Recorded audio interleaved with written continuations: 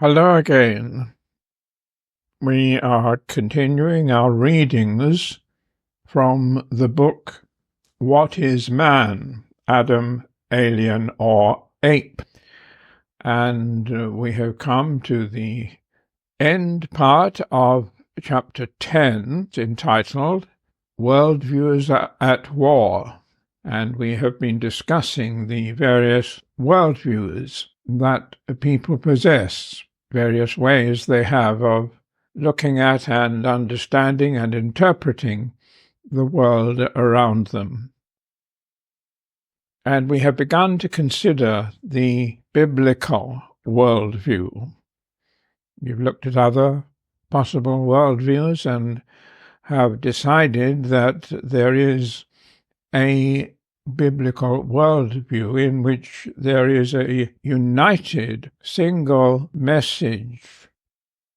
Although the Bible consists of 66 books written by many different authors over a long period of time, there is a consistent and harmonious worldview that emerges from the pages of the Bible. And now in this episode, we're going to consider exactly what that biblical worldview consists of. We begin with a subheading entitled The Biblical Worldview. By defining reality as that which exists in the mind of God, George Berkeley has already brought us to the heart of the biblical worldview. That is, of course, a reference to the previous podcast, which you need to read if you haven't done so.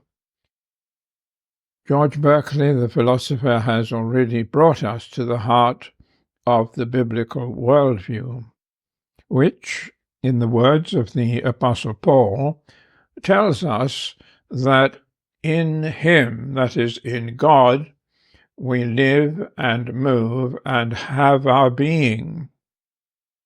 That quotation from Acts chapter 17 and from Paul's address to the philosophers of Athens. But to break this worldview down into its component presuppositions, I'm going to use that address, which he preached or spoke or lectured to the Stoic and Epicurean philosophers at Athens, as a kind of template. This passage is especially helpful because although the apostle is talking to highly intelligent people, they were nevertheless polytheists and idol worshippers, having no knowledge of the Jewish faith or scriptures. So he could take nothing of his own viewpoint for granted, and had to cover the most basic ideas about God, the God to whom he sought to introduce the Athenians. Here is what he said in Acts chapter 17 and verses 22 to 31. Quote, "Men of Athens, I perceive that in all things you are very religious.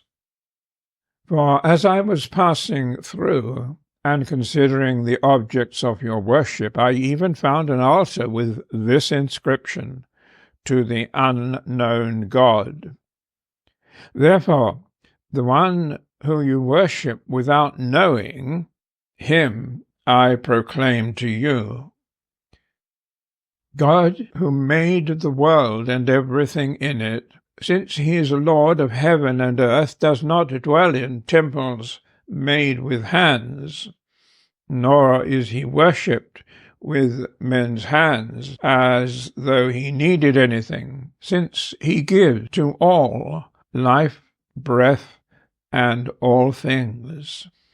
And he has made from one man every nation of men to dwell on all the face of the earth, and has determined their pre-appointed times and the boundaries of their dwellings, so that they should seek the Lord, in the hope that they might grope for him and find him, though he is not far from each one of us.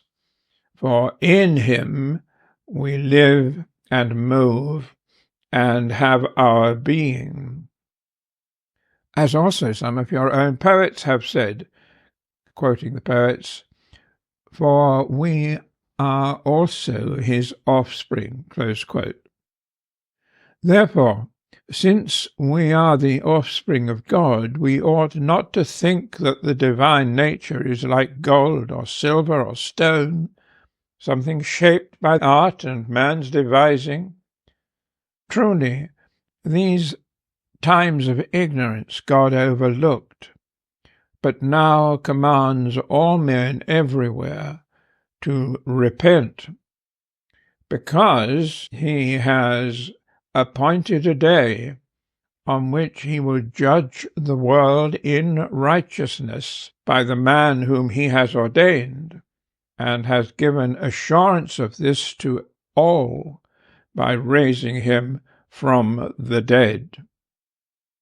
That's the end of the quotation of Paul's address to the Athenians. No doubt this is a synopsis of a longer speech, but that may actually help bring out the central ideas more clearly.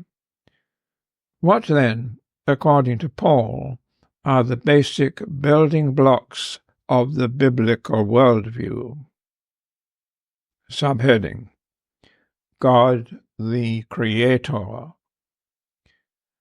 Firstly, there is a Creator whom Paul calls God, and who is responsible for the existence of the world and everything in it. This was not universally accepted in Paul's day any more than it is in ours. The idea that the physical universe is itself eternal, and therefore had no need of a creator, goes back a long way. Aristotle argued for it, though certain Neoplatonists rejected the idea. Medieval philosophers also debated the matter, and modern theories of an eternal cosmos was discussed briefly in Chapter 2, and these theories are still current. It is only in the last 50 years or so that most cosmologists, through the weight of evidence, have adopted a standard model of the universe which recognizes that it did have a beginning, just as the Bible has always said. Quoting from Genesis chapter 1, "In the beginning God created the heavens and the earth."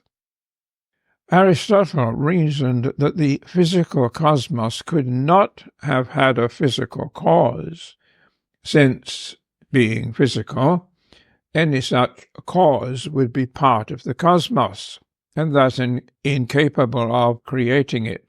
That's fair enough so far, but then he drew the wrong conclusion, namely that the physical world had no cause at all, and thus had no beginning. But Paul, following biblical teaching generally, solves Aristotle's dilemma at a stroke by attributing creation to a spiritual being who is independent of the physical world. Interestingly, this attribution has a necessary implication. If all physical or material entities are excluded as causes, it also means that the cosmos was created ex nihilo, that is, out of nothing, and not from some precursor substances. In this respect, the biblical view is arguably unique among the multitude of mankind's creation stories. Creation myths abound, and almost every culture, tribe, and religion has its own story of how the world came to exist. In our modern scientific age, most of these myths are recognized as primitive amusing, and often bizarre. They are futile attempts to explain mysteries, some of which remain unsolved today. But we need to remember that communities in various parts of the world still cling tenaciously to their creation myths, either as genuine history or as the embodiment of lasting wisdom. I quote below just 3 of many examples. First example, a cosmic ocean is a motif found in the creation myths of many cultures and civilizations. The cosmic ocean is often seen as the entire universe in a dim and non-specific past, and the first source of gods or the world. Often the cosmic ocean is still considered to surround the present world. Second example, Egyptian creation stories variously feature a cosmic egg, primeval waters, or a primeval mound.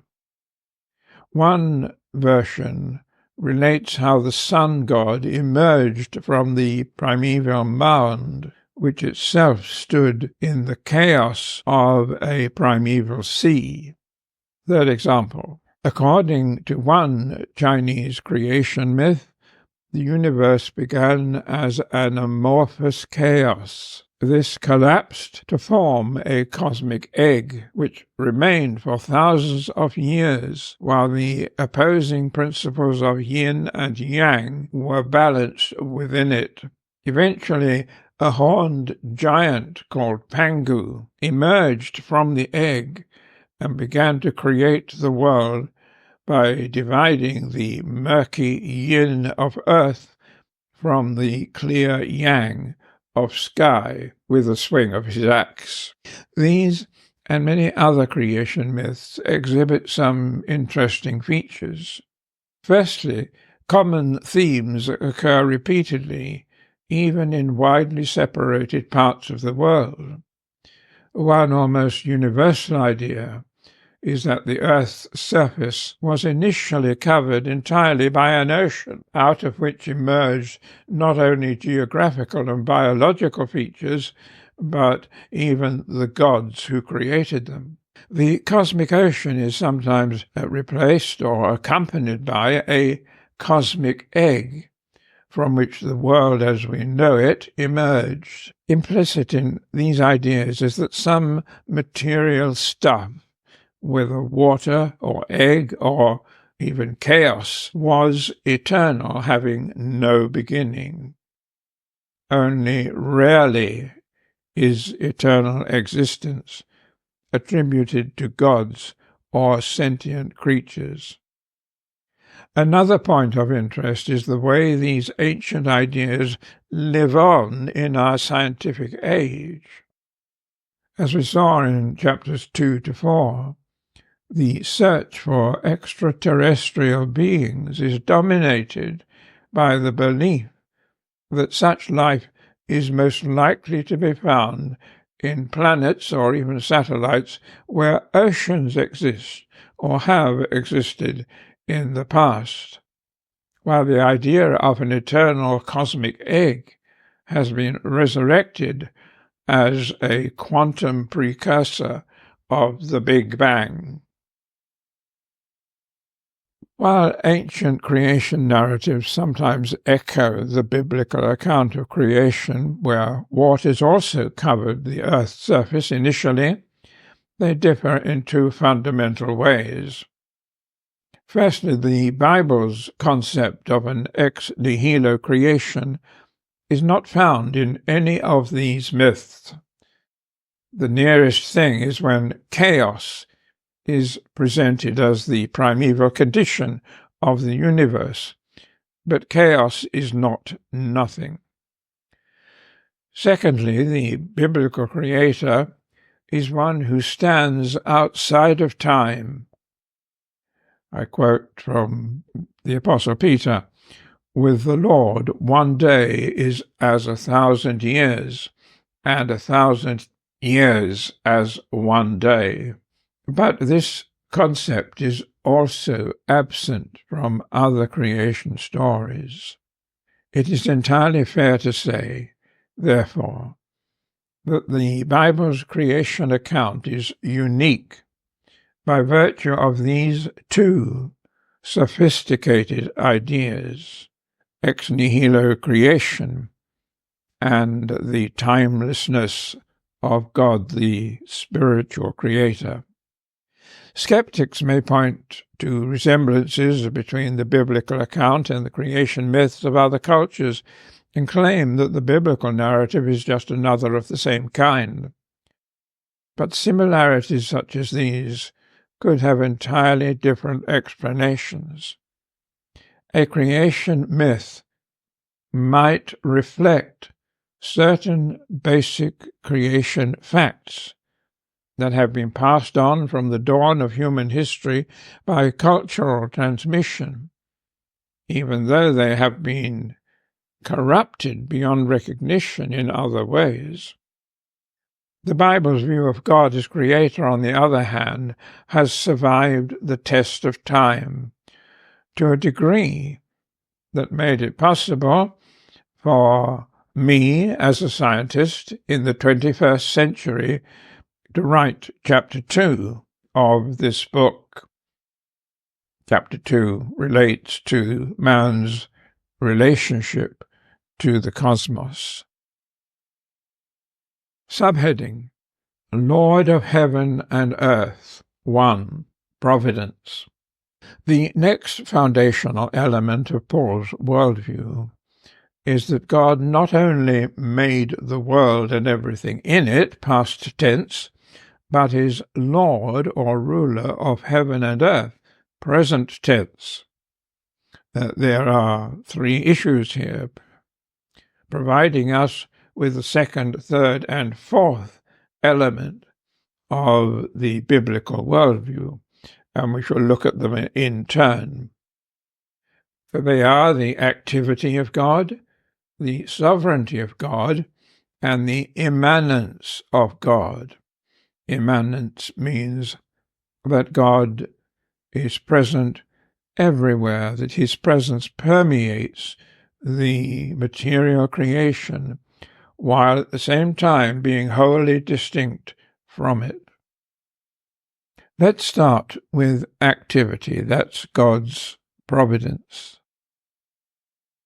Many worldviews that acknowledge the existence of God nonetheless see him as uninvolved, being remote, unconcerned, inactive in the world of human experience. Deists, for example, believe that God created all things but subsequently left his creation to its own devices, becoming the ultimate absent landlord. Many animists' worldviews also admit the existence of a supreme being, but consider that humans need only concern themselves with the active spirits that inhabit rivers, forests, mountains, rocks, and so on, since only these spirits have any direct impact on people's daily lives. In Greek mythology, the gods were generally too busy fighting and scheming against one another to take much notice of lowly mankind. And so we could continue. By contrast, the God of the Bible is profoundly active in the world. Quotes from the address of Paul to the Athenians: "He gives to all life and breath and all things," close quotes.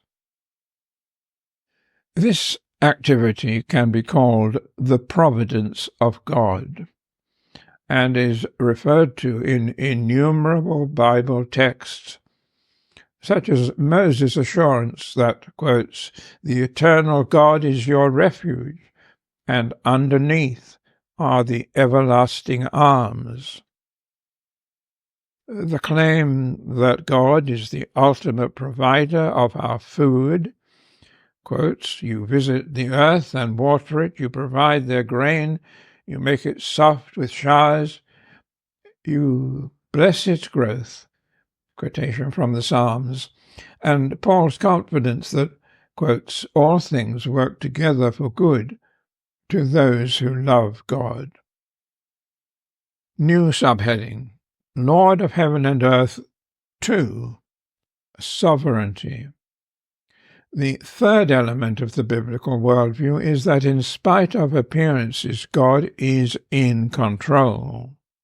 Paul here indicates that human political history is ordained by God, who has, quotes, "made from one man every nation of men to dwell on all the face of the earth, and has determined their pre-appointed times and the boundaries of their habitations."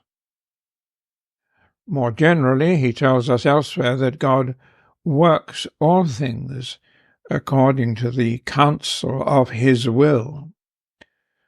While even Nebuchadnezzar, a heathen Old Testament king, felt compelled to testify that God, quote, "does according to his will in the army of heaven and among the inhabitants of the earth. No one can restrain his hand or say to him, 'What have you done?'" Close quotes. We echo this teaching, of course, when we call God Almighty. Admittedly, this creates a problem. If God is both good and almighty, why does he not prevent all evil, whether arising from natural disasters, human wickedness, or any other cause? A second concern is that the teaching could encourage fatalism, which is found in some religions, but is decidedly non-biblical. I'm going to offer answers to these questions in chapter 11. My purpose here is simply to assert that the sovereignty of God is a key element in the biblical worldview, though not always in other theistic worldviews. Subheading: Lord of heaven and earth 3. Immanence. Fourthly, the Bible worldview includes the immanence of God in the material creation. This idea is contained in Paul's statement, "God is not far from each one of us, for in him we live and move and have our being." While God is transcendent, that is, not contained within the material creation, his spirit nevertheless pervades the cosmos. Psalm 139 declares, quotes, "Where can I go from your spirit? Or where can I flee from your presence? If I ascend into heaven, you are there. If I make my bed in hell, behold, you are there. If I take the wings of the morning and dwell in the uttermost parts of the sea, even there your hand shall lead me, and your right hand shall hold me." Close quote. Immanence is important because it means that God's activity outlined above does not involve any kind of intervention on his part. He does not observe the world from afar and then intervene as necessary or in an arbitrary way. His immanence means that he is ever present in the created order and does not need to be called in as a divine firefighter or emergency service. This, of course, fits well with the Berkeleyan concept of an ever-present God whose mind maintains all things in existence, and with the biblical teaching that Christ upholds all things by the word of his power. Subheading: human sin, accountability, and Christ. There remain three more foundational elements that emerge from Paul's address. Firstly, the human race derives from an historical Adam made in the image of God. Secondly, that human sin and accountability ensure the certainty of judgment. And thirdly, that Jesus Christ is central to the entire scheme of things. These issues are so important to the biblical worldview that we shall devote the final chapter of this book to them. And that is where we complete chapter 10, and we move on in the next podcast to the amplification of my last point. Chapter 11 is entitled Adam and the Apple.